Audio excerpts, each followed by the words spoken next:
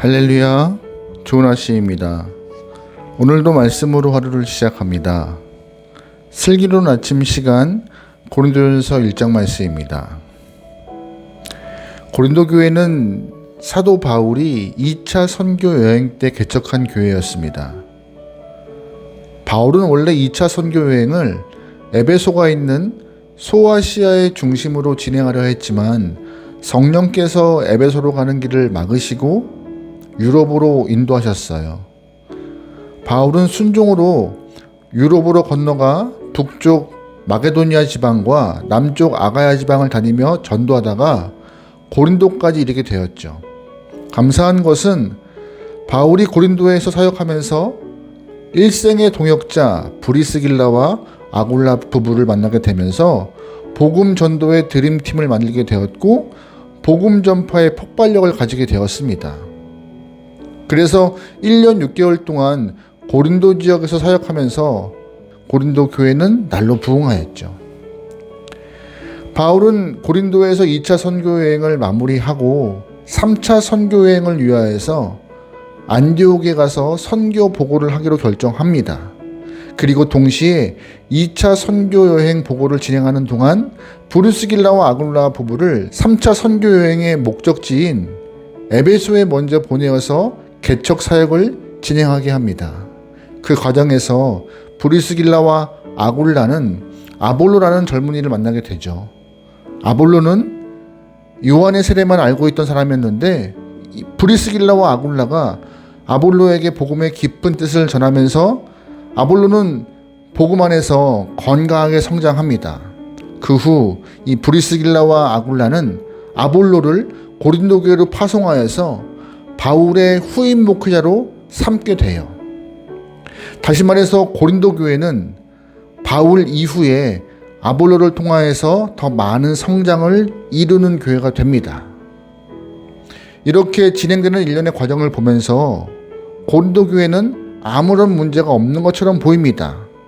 하지만 바울에게 들려오는 이야기는 고린도 교회에 많은 문제가 있다는 소식이었습니다. 결국 바울은 고린도 교회에 편지를 써서 여러 가지 문제를 진단하고 해결책을 제시해요. 우리가 고린도전서를 읽으면서 알게 되는 당시 교회의 문제는요, 2000년 전에 발생했던 문제였지만 지금 우리의 교회에서도 발생하는 문제라고 인정할 수밖에 없는 모습을 파악할 수 있습니다. 그러기에 이 고린도전서를 통하여서 하나님께서 오늘 우리 교회에 주신 주의 뜻이 무엇인지 분별하고 주님이 원하시는 건강한 교회를 만들기 위해서 애써야 할 것입니다. 말씀을 보면은요, 1장부터 고린도 교회의 문제가 언급되고 있는데 가장 심각한 문제는 바로 분열의 문제였어요. 10절 말씀입니다. 형제들아, 내가 우리 주 예수 그리스도의 이름으로 너희를 권하노니 모두가 같은 말을 하고 너희 가운데 분쟁이 없이 같은 마음과 같은 뜻으로 온전히 합하라.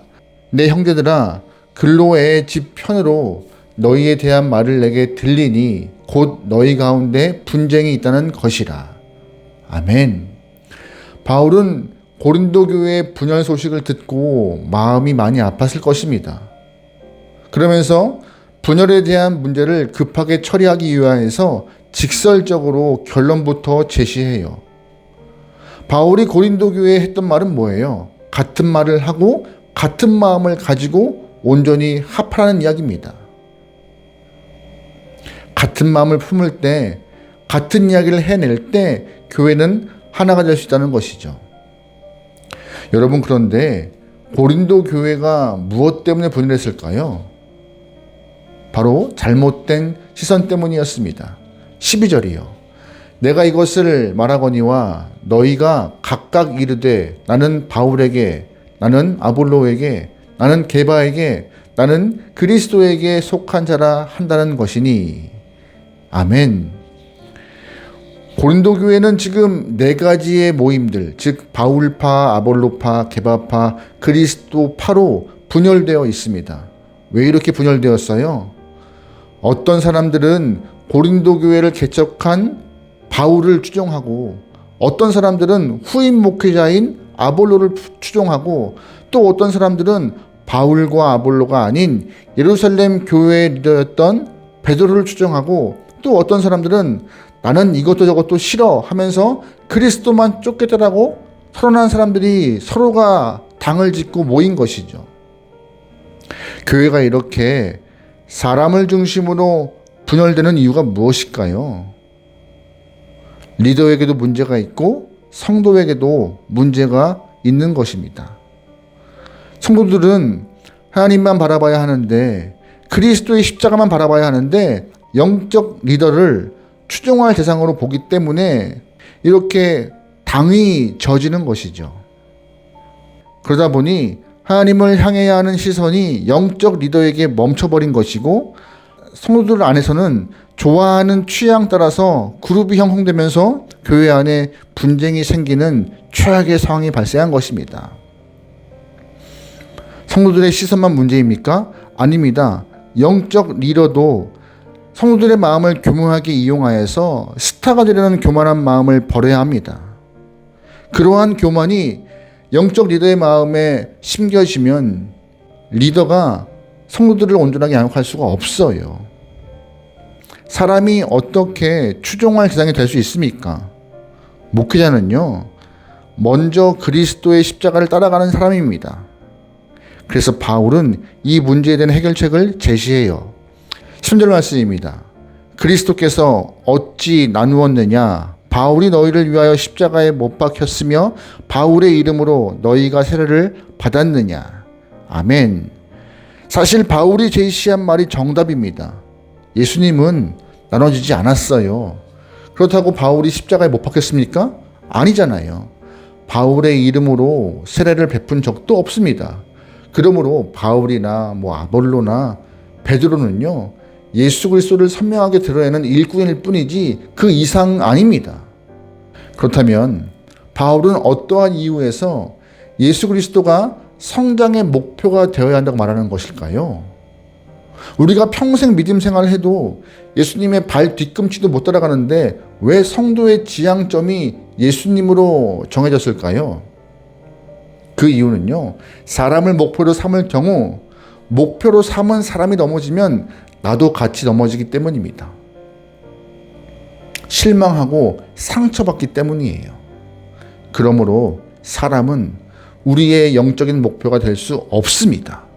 우리의 영적 목표는 오직 그리스도 예수밖에 없음을 꼭 기억하셔야 합니다. 그러기에 오늘 이 시점에서 우리가 누구를 따르고 있는지 스스로를 돌아볼 수 있고 나의 영적 시선을 체크할 수 있길 소망합니다. 그러면서 바울은 성도가 따라가야 될 지향점이 십자가임을 분명히 말해요. 18절이요. 십자가의 도가 멸망하는 자들에게는 미련한 것이요 구원을 받은 우리에게는 하나님의 능력이라. 아멘. 바울은 분명히 말합니다. 사람은 능력을 줄 수 없지만 하나님의 능력이 십자가를 통하여서 보여졌다라고요. 하나님께서 사람을 도구로 삼아서 역사할 뿐이지 사람은요, 능력 없다는 사실을 꼭 기억해야 합니다. 여러분, 예수님께서 변화산상에서 모세와 엘리야를 만난 적이 있습니다. 모세와 엘리야 그리고 예수님의 공통점이 있어요. 세 분 다 무덤이 없다는 것입니다. 하나님은 어떠한 이유로 모세와 엘리야 예수님의 무덤을 남겨두지 않았을까요? 만약 무덤이 남았다면 사람들은 하나님을 섬기지 않고 우상 숭배하듯 모세와 엘리야와 예수님의 무덤 앞에서 머리를 숙였을 것이기 때문입니다. 하나님은 인간의 이러한 타락한 본성을 아셨기 때문에 무덤 자체를 아예 없애신 것입니다. 이것이 오늘 우리에게 주는 의미가 무엇입니까? 사람은 살아서나 죽어서나 숭배의 대상이 될 수 없다는 것이죠. 우리가 십자가의 능력 한 가지만 붙들고 살아갈 때 교회는 하나가 되고 믿음도 나눠지지 않습니다. 여러분, 그러기에 오늘 하루 살아가시면서 십자가의 능력만 붙들고 그 능력 안에서 온전히 새롭게 될 수 있는 귀한 믿음의 영혼 하나님의 백성 되기를 주의로 축원합니다. 아멘. 기도하시겠습니다.